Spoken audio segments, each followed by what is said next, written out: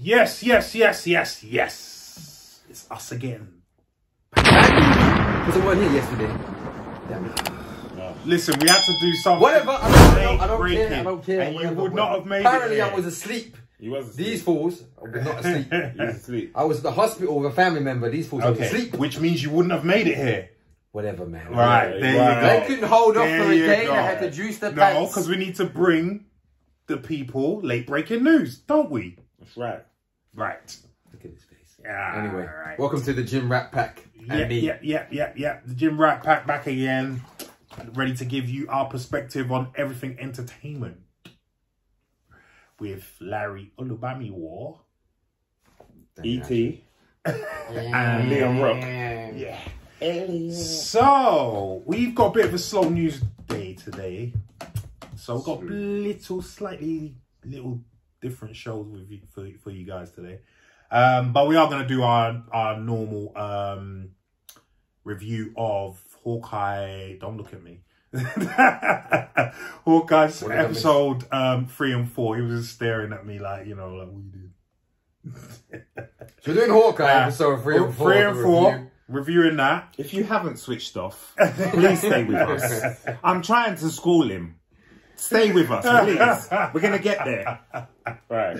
Never mind him. Yeah, so we'll do the Hawkeye review, and then we've got a topic, and then we've got some fun kind of topics to indulge in. So without further ado, let's do it. So, guys. Yes. Hawkeye. Yes. What did you think of season 3? Oh, season 3? Episode 3. Getting ahead of myself. Yeah, episode 3. Let me ask Damien first. My favourite episode so far, by far. Have you seen 4? Yeah, but I think 3 was my favourite episode, up against 4 still. So we could do 3 and 4, but yeah, 3 was my favourite episode. I think the introduction to HAWKEYE's character, who we know is going to become Echo, hence the title was, Echo was in the title of the episode. I think it was a great establishment for that character. We all know Kingpin is coming, so Vincent D'Onofrio is getting his white suit on. Well, we don't know if it's him. He's coming, man. Come on. Come on, he's coming. He's coming. They can't be teasing you like that, not letting him show up. That's it. Yeah, well, after the news of Charlie Cox, you never know. Yeah. You never know. Yeah. As you know, I was gushing over like a Cox the other day when we were talking about obviously her introduction into the Marvel Universe and what she's been given. And I think she definitely sells it as the character in the 3rd episode. I think the way they introduce her, they talk about her father, they introduce the emotional backstory of her beautifully and very subtly at the same time. I love the interplay was built up between her and Steinfeld. I love the trick arrows. The trick arrows, the trick arrow just has the what's it, the Ant-Man name? What's his name? It's written on the side of the arrow. It is what is it? For those that know, write a comment real quick. Because it's Michael Douglas's character, isn't it? Yeah. But anyway, so that character's name, he drops the arrow and it enlarges. I thought that was a brilliant piece for the show. Yeah, I generally enjoyed it. Because he can't have Stark anymore because Stark's not around, so yeah. So, yeah, and I thought it was a great, obviously, trip into seeing what's going on with Hawkeye, or with Clint, should we say, in regards to him still being away from his family. There's a beautiful moment where he's with her at the sink and his son's on the phone and he's talking about how he can't get home for Christmas and she says, little boy, and she's like, type it to him because he can't hear it and stuff like that. So there's loads, Pim tech. So it's got Pim written on the side of the arrow. I thought it was brilliant. Like, nice little tidbit there.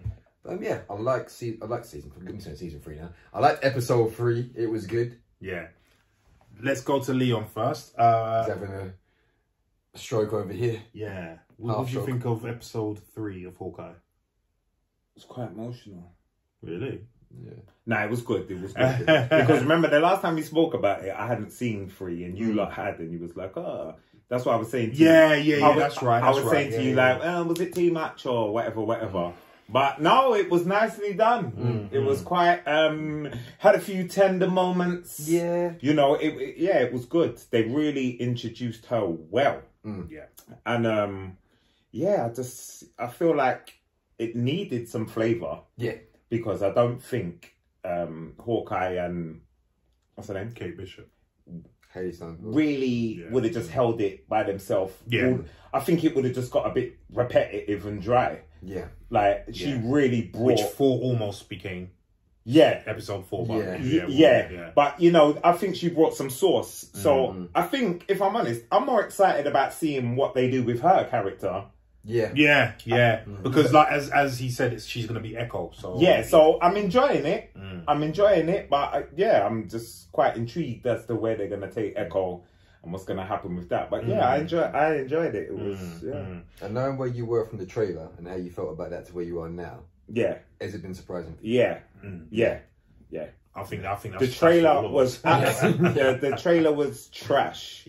But this is good. It's a good show. It's a good. It's not one of the greatest, but it's good, and I enjoy watching it. 100%. So I echo everything. I agree with everything you guys said. I thought episode 3 was fantastic in introducing Maya, and who's obviously going to be Echo. I think there's a little, I don't know, Easter egg, would you call it that? In obviously them talking about Charlie Cox's Daredevil, and Echo in the comics is very associated with Daredevil. So who knows if he might turn up here. I mean, I find it very, we spoke about this before, but we found it very strange that Kevin Feige is talking about this now. You know what I mean? So it's all in the works. It could be No Way Home. It could be Hawkeye. Who knows? You know what I mean? But I loved, as you said, I love the way they introduced her. They introduced her as a badass. Her backstory, you know, in real life is fantastic. And I just love I have to say, I did like the interplay in this episode between Kate Bishop and Hawkeye. It was nice. There's a bit on the phone in the coffee house where like she's talking to him and he's got his hearing aid. She went, "You had that the whole time." I love that. And you could start to see the workings of them kind of working together, but it doesn't go so smoothly, which I think they kind of mess up on in the next episode. But we'll get into that in a minute. But I agree with both of you. I was quite pleasantly surprised with that third episode. So with that being said, Damien, what did you think of the 4th episode? As you said. What do you think of the 4th episode? What do you think of the 4th episode? What did I think of the 4th? Let me go first. I want to know. I thought the interplay between Kate Bishop and Hawkeye was extremely annoying. And it was predictable as well. Because obviously he's trying to... The whole point of this show is him grooming her to become the next Hawkeye. Right? But, so you knew there was going to be a little bit of apprentice, master kind of relationship. You knew that was going to go on. But at the same time, you didn't want it to be an annoying relationship. And that's what it became for me in the 4th episode. You know, when he's telling her, okay, this is the plan, and then she dives in, and then, you know, she's like insisting, the mum comes and says beforehand and says, look, this is my... And I thought that was a really good moment when she came and said, you've lost people, you know, and obviously she's referring to Black Widow. But and then she also mentions his kids. And he got it. I love that bit because that acting there was spot on. Like as soon as she mentioned kids, you could see his face kind of, without saying a word, his face turned. He was like, I understand what you're talking about. Do you know what I mean? And we all get that. Do you know what I mean? So he was like, no problem. I'll keep her out of it. But then that annoying part with her and Hawkeye leading up to the part where she crashes Maya's, I didn't like it. And then on top of that, then they had the fight scene that did get me excited only because we all know who showed up. Black Widow's sister, Florence Pugh, who I loved in that role, by the way. And still loving that role. But and then obviously Maya comes as well. But even that fight scene, you can tell, unfortunately, she's a great actress, but Haley Steinfeld cannot fight. And it just got too choppy when it came to her scenes. Did you notice that? They have to, but it just got annoying for me. Cheated it And I get it, because her acting kind of makes up for that. But does it make up for it? Does it make up for it? I don't think so. I get what you're saying, because they could have found an actress who was capable. There are many actors and actresses that can act and can do martial arts. 2 of them here, or at least be athletic. I agree. I agree. So for me, I agree. You know, and it's not a slight against Haley Steinfeld, because she obviously she wasn't.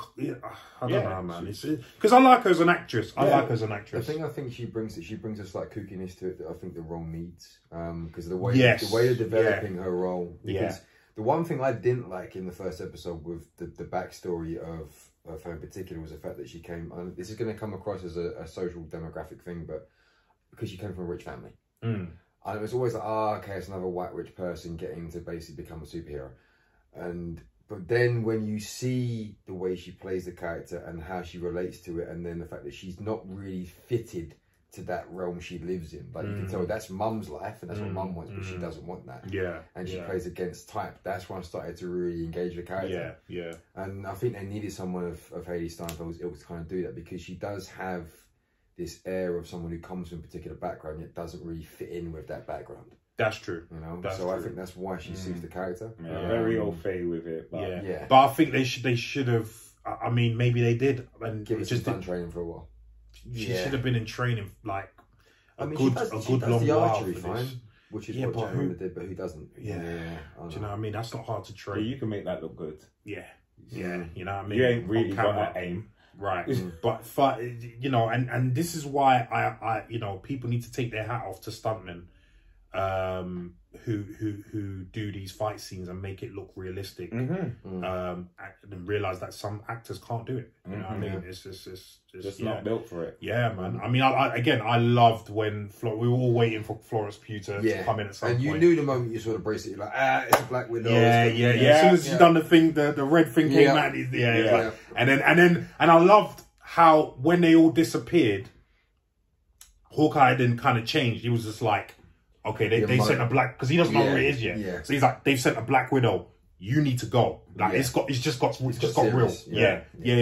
You need to go. Like we're done. Like I love that bit. I love that bit because that showed the stakes for me. That you know what I mean. Played that really well because it got a little bit amdram. That was the one bit it got a little bit amedramatic. Because they're playing it a little bit too kind of like soap opera. But then the moment that he switches, it's like, no. You need to leave. Like, you need to go. It's like, okay. You've established, as you said, the stakes are there. That's very apparent. So. 100%.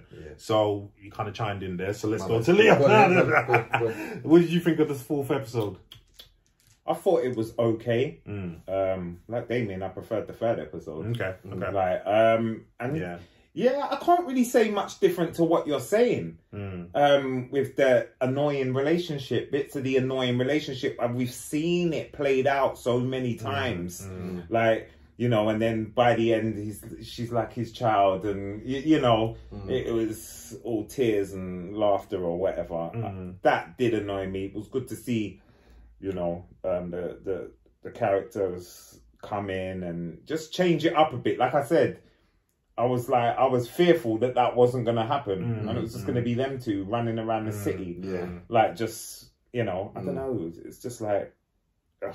I take your point. I think Florence Pugh coming in with Maya there, is going to change the show, and I think they probably realised that. They probably realised that because it's just so predictable. I didn't like that bit, but you know, it's got good bits. You know. So Damien, what did you think? Generally? I didn't dislike it, I suppose, as much as you guys saying disliked. I thought 4 was okay. I thought if I was to rank episode by episode, I'd probably say 3 is definitely the best episode so far. Probably followed by 2, then probably 4, then 1. 4 then 1. But 1 was slow. 1 was a bit slow. 1 was slow. 1 was a bit slow. It was establishing for me. Anyway. But I like, there were certain moments I liked. Like I like the bit where she brings the Christmas decorations around. I like those moments. And then when she sat there and they're watching TV, and it's like she says to him, "It was you, wasn't it?" And he's like, someone says, "I have a history" or something like that, and like he doesn't have to say it was me, but he carries the weight of what's happened with what literally just 2 little lines which have nothing to do with him saying, "I was Ronan." I was Ronan. So I like that bit. There are a few bits that didn't work. I didn't particularly get au fait with. I mean, it's Jack, or his name was Jack DeQuesky, the character played by Tony Dalton. He's a funny one. He's a funny one. Because you can tell they're trying to bring out. Obviously, there's a lot of dark connections to his character, but at the moment, I'm not overly sold on him. I also don't, just to cut in quickly, I also don't like the fact that Hawkeye's now involving his wife in checking things. Yeah, that felt a little bit forced. Like when she whacked on the accent and then the dialogue came, I was like, oh, And yeah. But I was kind of in the mix. I was like, I like it because it's his wife and they've got that close bond. But at the same time, I was like, if you force that in as opposed to see, here's the thing. This is the reason why I didn't like it. It's continuity, innit? Yeah. So if you remember back to the second Avengers, Ultron, okay, yeah. right, Age of Ultron, his family were kept hidden. Do you remember? He didn't want them involved in this. Of that life, right. Then remember his reaction in Endgame to his family disappearing. It's like, I'm going to kill every bad guy going. So he became Ronin. So now your family's back. You want to keep them as far away from this crap as possible. Yeah. So for me, the continuity didn't continue there. Do you know what I mean? With him involving what if you feel that way, if you're ready to just kill up every bad man, no matter what, because your family's disappeared, and now they've come back, you do not want them anywhere near this stuff. But then the argument could be he doesn't want them too far. Yeah, but it could also be it's just the kid doesn't want, because like, how did he meet his wife originally? Was she originally a government agent that retired before he did, and then he married her? She got out of the game. He stayed in it. I don't think that would be the case, because they would have established that in the previous films. I personally don't think. I don't think. Sorry, they don't always need to though. It can be, but there's too much interplay, because there was too much interplay between her and Black Widow. Yeah. So I think that would have come out at some point during the. But you could be right. You could be right. You could be right. It's for me. It just didn't. Yeah, I get that. Chime with the character from previous films. You know what I mean? But it is what it is. But I did like the interplay with him and the enactment people again.